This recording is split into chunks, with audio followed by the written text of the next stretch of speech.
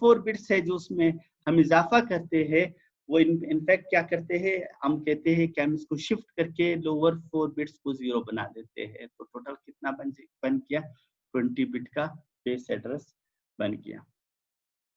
चलिए, ये मॉडल आपको ये बात आपको क्लियर हो गई और ये बात क्लियर हो गई। और अब आ जाते हैं आप बाकायदा एग्जाम्पल की तरफ कि आप किस तरह बनाते हैं।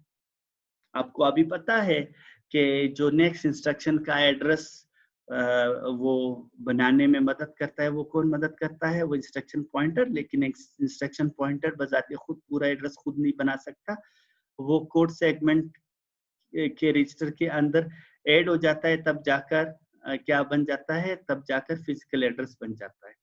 सो अब कोड सेगमेंट के अंदर तो आपके पास 16 बिट्स थे, 4 बिट्स का 4 बिट्स यानी 4 जीरोस का आपने उसमें इजाफा कर लिया।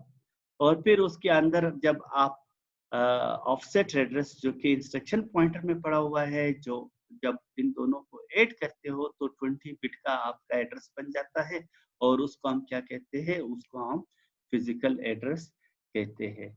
सो अब जो आपका इंस्ट्रक्शन पॉइंटर के अंदर 16 बिट्स थे, वो कोड सेगमेंट के अंदर 16 बिट्स जो थे वो, और कोड सेगमेंट के 16 बिट्स के अंदर 4 जीरोस का इजाफा होकर 20 बिट, और ये जब इस समिंग ब्लॉक के जरिए एक दूसरे में ऐड होते हैं तो 20 बिट का एड्रेस बनता है। और वो 20 बिट का एड्रेस आकर मेमोरी की तरफ जाता है और उस एड्रेस से फिर हम क्या करते हैं, उस एड्रेस से हम इंस्ट्रक्शन को उठाते हैं, यानी फेच साइकिल चलाते हैं।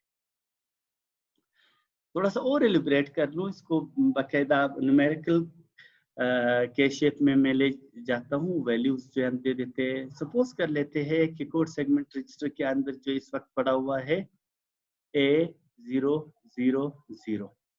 16 जो यहाँ पे लिखा हुआ है, इस 16 का मतलब है कि ये जो नंबर है ये हेक्साडेसिमल में लिखा हुआ है। आपको नंबर सिस्टम्स का पता है कि ये जो हेक्साडेसिमल में लिखा हुआ है। अच्छा, और इसी तरह आपको पता है कि हेक्साडेसिमल का जो एक डिजिट होता है वो बाइनरी के 4 बिट्स के बराबर होता है।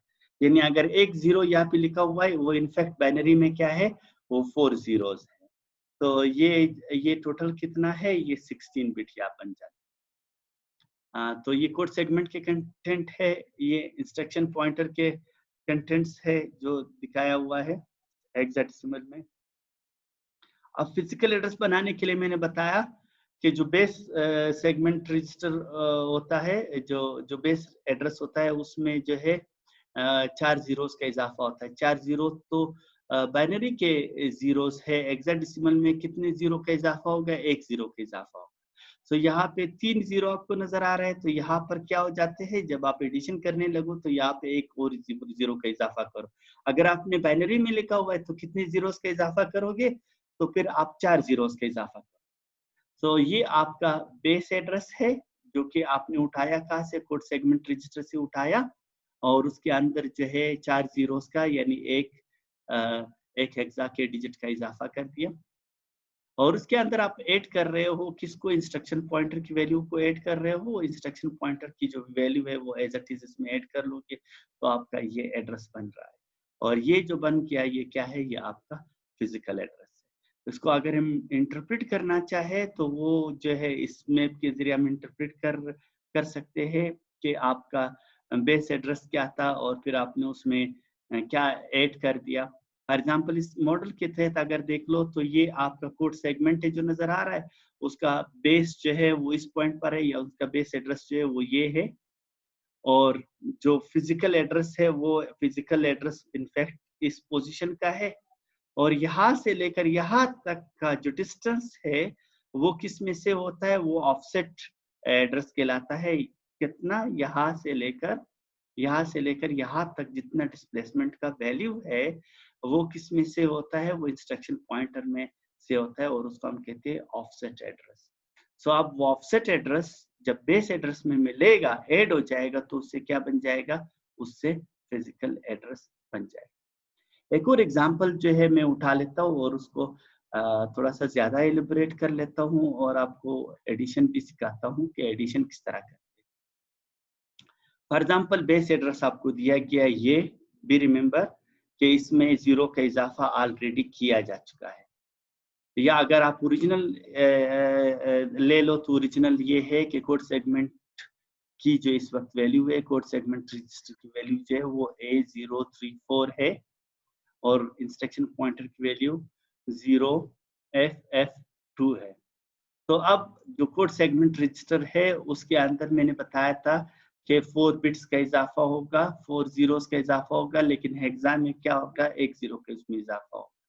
तो अब ये अगर इससे हम बेस एड्रेस बनाएंगे तो कैसे बनाएंगे, यहाँ पे बनाया हुआ है कि A034 तो पहले से था और अब ये 1 जीरो हेक्साडेसिमल में हमने इसमें ऐड कर दिया, यानी इसके साथ इंक्रीमेंट कर दिया।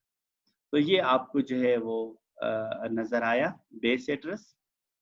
ऑफसेट एड्रेस तो ऑटोमेटिकली इंस्ट्रक्शन पॉइंटर में पड़ा हुआ है, वो होता ही 16 बिट्स का है, वो आपने यहाँ पे रखा, इन दोनों को ऐड कर लिया तो क्या बन गया ये। लेकिन अब इन दोनों को ऐड कैसे किया, अगर आपको हेक्साडेसिमल में एडिशन समझ में नहीं आ रहा है या हेक्साडेसिमल नंबर सिस्टम ही समझ में नहीं आ रहा है, तो उसके लिए ये स्लाइड मैंने बना दिया कि आपके पास एक नंबर ये था और उसको आप इसके अंदर ऐड कर रहे हो, जब 0 के अंदर 2 ऐड करोगे वो तो 2 बन गया, जब f के अंदर 4 ऐड करोगे हेक्साडेसिमल में तो वो क्या बन जाएगा, 13 बन जाएगा। किस तरह 13 बन जाएगा मैं थोड़ा सा एक्सप्लेन कर लेता हूँ। f किसके बराबर होता है, f is equal to 15 in decimal, और अगर f जो है वो 15 के बराबर है डेसिमल में, जब आप उसके अंदर 4 ऐड कर लेते हो तो 15 प्लस 4 इज इक्वल टू क्या बन जाता है, 19 बन जाता है। और 19 को जब दोबारा हेक्साडेसिमल में कन्वर्ट कर लेते हो, ये तरीका तो आपको पता है कि 19 आपने रखा और 16 से आप उसको डिवाइड कर रहे हो तो क्या बन जाएगा, उससे जो है वापस हेक्साडेसिमल बन जाएगा। ये 19 किस में है, डेसिमल में है। सो जब आपने उसको 16 से डिवाइड कर लिया, सो 16 1 जा 16 और रिमेनिंग कितना आ गया, 3 आ गया। सो ये 13 जो बन गया ये एक्चुअली क्या है, ये हेक्साडेसिमल में बन गया। सो अब इसका मतलब ये हुआ कि 4 और f जब ऐड हो जाते हैं तो उससे क्या बन जाता है, 13 बन जाता है, जिसमें 3 सम है और 1 क्या है, वो कैरी है। जो कैरी है वो आपने यहाँ पे रखा। सो अब क्या है, 1 और 3 4 और f, जिस तरह 4 और f मिलाकर यहाँ पर 13 बन गया तो यहाँ पे भी वापस क्या बन जाता है, 13 बन जाता है। सो 3 जो है वो आपका सम है और 1 क्या है, कैरी है, सो वो 1 यहाँ पे आ गया। सो 1 प्लस 0 इज इक्वल टू 1 यहाँ पे आपने रखा, और यहाँ पे a नीचे कुछ नहीं है तो इसका मतलब नीचे 0 है, so a plus 0 is equal to a। अब ये हेक्साडेसिमल में आपका फिजिकल एड्रेस बन गया। आई होप कि इस तरह आपको क्लियर हो गया होगा। क्लियर है?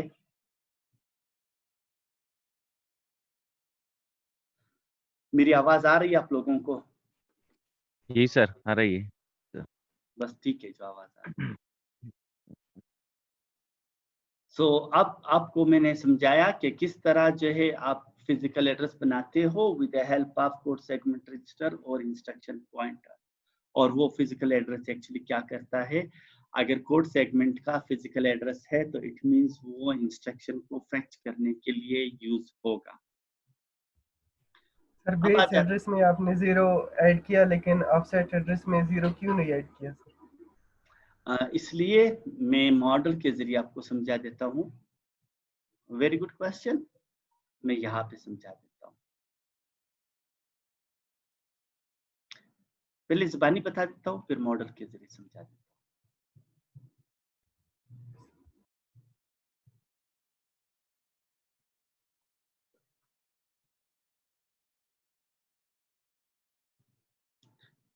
इस मॉडल के जरिए मैं बता देता हूँ।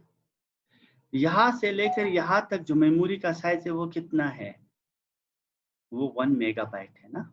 यहाँ से लेकर यहाँ तक कितना है, 1 मेगाबाइट है।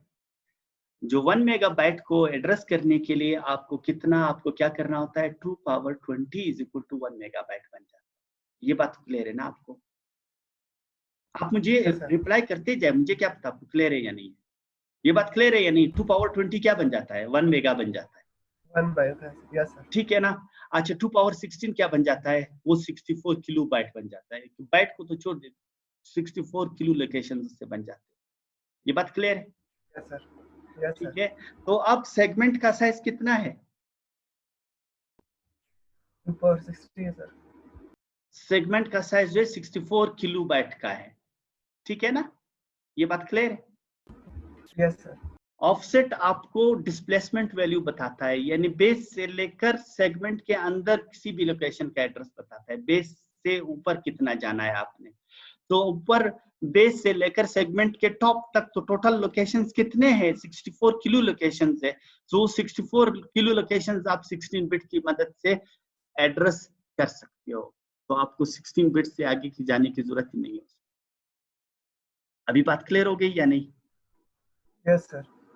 टोटल मेमोरी में बेस को लोकेट करने के लिए 20 बिट की एड्रेस की जरूरत है, क्योंकि टोटल मेमोरी खुद 1 मेगा की है, लेकिन सेगमेंट के अंदर किसी एड्रेस पर जाने के लिए आपको 16 बिट की जरूरत है, क्योंकि सेगमेंट खुद 64 किलो बाइट का है।